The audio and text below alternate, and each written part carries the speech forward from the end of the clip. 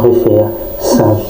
Alors si je vous ai raconté cette histoire, c'est pour vous dire, n'abandonnez jamais vos objectifs, jamais vos rêves pour vouloir satisfaire qui que ce soit. Surtout pas une copine avec qui vous êtes par exemple au collège, au lycée, même si elle est très amoureuse de vous, mais sachez que c'est juste quelque chose d'un temps, parce qu'à un certain âge, toute femme a besoin d'un monsieur qui inspire la confiance, qui inspire la sécurité, qui inspire la garantie. Un monsieur sur qui il peut compter, lequel il peut présenter auprès des amis, auprès des parents, sur lequel il sera fier.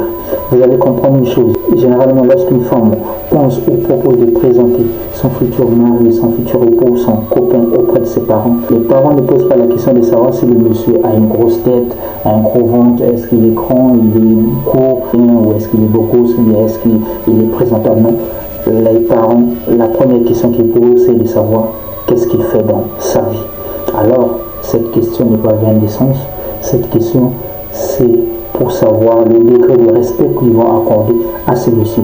Or, le respect qu'on accorde au monsieur, c'est le même respect qu'il va mériter la fille. Donc, les femmes n'aiment pas souvent faire l'erreur de prendre un monsieur qui n'inspire pas confiance, qui n'inspire pas la sécurité, qui n'inspire pas la garantie. Même si le mec est pauvre, mais au moins qu'il y a quelque chose de spécial à ce mec sur lequel elle peut s'attacher. Mais si tu n'as rien, tu es inutile dans la société, je vous assure les gars, c'est difficile qu'une femme, même si elle était amoureuse, qu'elle soit toujours fière de toi. D'ailleurs, si tu n'as pas réussi, une fille qui était fière de toi au collège ou au lycée ou qui t'aimait lorsque vous étiez adolescent, je vous assure, à un certain niveau, elle aura honte de toi, elle aura même honte de raconter votre histoire auprès de ses enfants, auprès de ses amis. Elle n'aimera même pas qu'on cite ton nom dans son histoire. Tu es une honte, tu es un échec, tu n'es pas un exemple de réussite, tu n'es pas un modèle de vie. Toi, tu es un exemple d'échec, donc elle n'aimerait même pas te croiser sur ton chemin. Ce sont des erreurs que beaucoup d'entre nous essaient de faire, surtout nous les garçons. Or, toi, si tu vas voir tes parents pour présenter ta copine, généralement, tes parents ne vont pas te poser la question de savoir qu'est-ce qu'elle fait dans la vie. J'ai plein d'amis qui ont commis cette erreur lorsque nous fûmes au collège, au lycée, qui sont devenus précocement des papas. Ils ont abandonné ce qu'ils faisaient pour vouloir s'occuper de leur copine.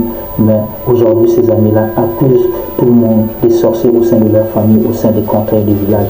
Parce que c'est maintenant difficile. Certes, ils peuvent se rattraper, mais ces choses vont tellement vite qu'il y a beaucoup d'exigences dans la société. Donc pour rattraper certaines choses, c'est maintenant très difficile.